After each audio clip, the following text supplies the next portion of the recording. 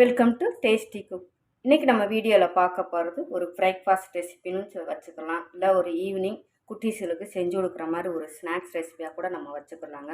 ஒரு ஸ்கூல் விட்டு வர்ற பிள்ளைக்கு டக்குன்னு என்னன்னாலும் செஞ்சு கொடுங்கம்மானா இந்த இதை நம்ம யோசிக்காமல் செஞ்சு கொடுக்கலாங்க. கடைக்கு போய் ஓடி போய் வாங்கிட்டு வந்து இவங்களுக்கு செஞ்சு கொடுக்கணும்னா இல்லைங்க, நம்ம வீட்டிலே டக்குன்னு நமக்கு செஞ்சு கொடுக்கலாங்க. ஒரு நூடுல்ஸ் சாப்பிடணும்னு ஆசையாக இருந்தால் அந்த மாதிரி ஒரு 10 நிமிஷம் கூட டைம் கூட எடுக்காது, அதுக்குள்ளே நம்ம செஞ்சிடலாம் கடன்னு.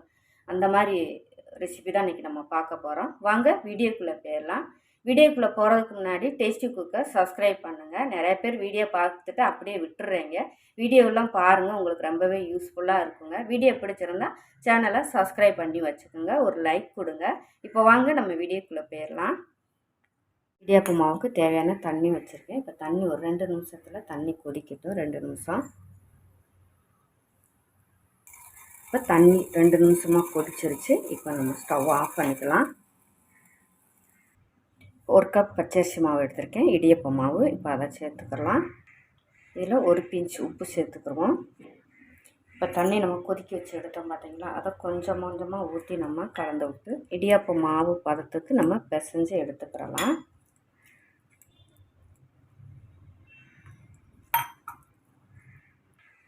இப்போ மாவு பிசைஞ்சு எடுத்தாச்சு. கொஞ்சமாக கையில் எண்ணெய் தடவிட்டு கை பொறுக்கிற அளவுக்கு இருந்தால் நீங்கள் கை வச்சு கொஞ்சம் பிசைஞ்சு கொடுத்துக்குங்க. இப்போ இந்த மாதிரி பெரிய கண்ணாக எடுத்துக்கோங்க. இடியாப்பம் நம்ம பொடுசாக புளியும் பார்த்தீங்களா, அதில் கொஞ்சம் பெரிய கண்ணாக எடுத்துக்கோங்க. கொஞ்சம் நம்ம இடியாப்ப உலக்கில் மாவு ஒட்டாமல் இருக்கிறதுக்கு நம்ம எண்ணெய் சேர்த்துக்கலாம்.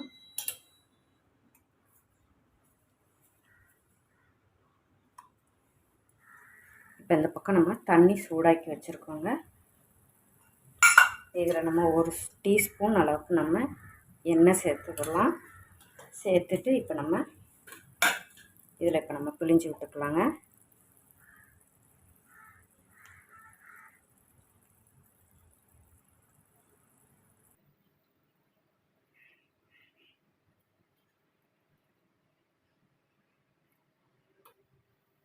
ஜஸ்ட்டு ஒன்று ஆவி ஏற்றினாலே போதும், இந்த இது நமக்கு ரெடி ஆயிரும்.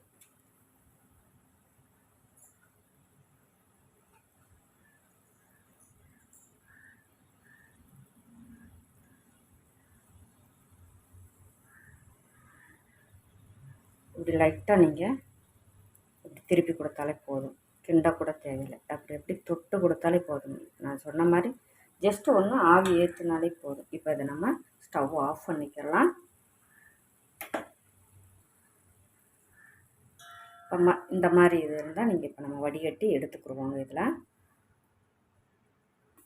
இப்போ இதுக்கு நம்ம மசாலா ரெடி பண்ணிக்கலாங்க. ஒரு தக்காளி எடுத்துருக்கேன், சின்ன தக்காளி.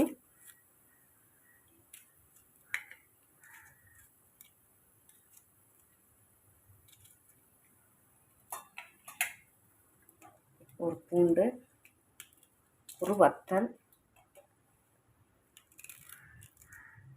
ஒரு துண்டு இஞ்சி. இதை இப்போ நம்ம அரைச்சி எடுத்துக்கிறலாம். இப்போ மசாலா அரைச்சாச்சு. இப்போ ஒரு பாத்திரம் வச்சுருக்கேன். இப்போ அது மாதிரி எண்ணெய் சேர்த்துக்கலாம். எண்ணெய் சூடானதும் கடுகு, ஜீரகம், உளுந்தம்பருப்பு சேர்த்துக்குங்க. இப்போ கடுகு உளுந்தம்பருப்பும் பொரிஞ்சிருச்சு. இப்போ நம்ம அரைச்ச பேஸ்ட்டையும் நம்ம சேர்த்துக்கலாம். சேர்த்துட்டு கொஞ்சம் உப்பு சேர்த்துக்குங்க. சேர்த்துட்டு இதை கொஞ்சம் பச்சை வாசனை போகிற வரை நம்ம வதக்கி எடுத்துக்கலாம். ஒரு 10 நிமிஷம் வேலை தாங்க.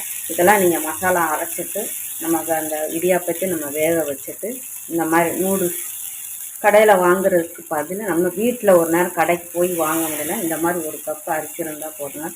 ஒரு 10 நிமிஷம் தான் குட்டீஸுகளுக்கு சட்டுன்னு காலையில் ஒரு பிரேக்ஃபாஸ்ட்டு காரம் கம்மியாக போட்டு செஞ்சு கொடுக்குறாங்க. எப்பயும் தோசை இந்த மாதிரி நம்ம செஞ்சு கொடுக்குறோம். ஒரு டிஃப்ரெண்ட்டாக 1 கப் அரிசி மாவு வச்சுட்டு இந்த மாதிரி நூடுல்ஸ் செஞ்சு கொடுக்கலாம். இதை இப்போ பச்சை வாசனை போகிற வரை வதக்கி எடுத்துக்கலாம்.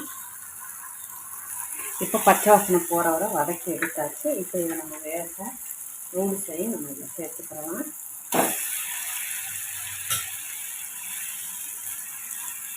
இதை நம்ம கிண்டி விட்டுக்கலாங்க.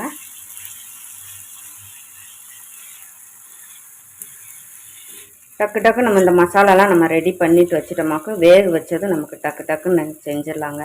குழஞ்செல்லாம் போகாது. ஸ்டவ் ஆஃப் பண்ணிக்கலாம். வீடியோ பிடிச்சிருந்தா டேஸ்டி குக்கை சப்ஸ்கிரைப் பண்ணுங்கள், லைக் பண்ணுங்கள், கமெண்ட் பண்ணுங்கள். மற்றவங்க பார்க்கணும் விருப்பப்பட்டால் ஷேர் பண்ணி விடுங்க. மறக்காமல் டேஸ்டி குக்கை சப்ஸ்கிரைப் பண்ணுங்கள். தேங்க்யூ.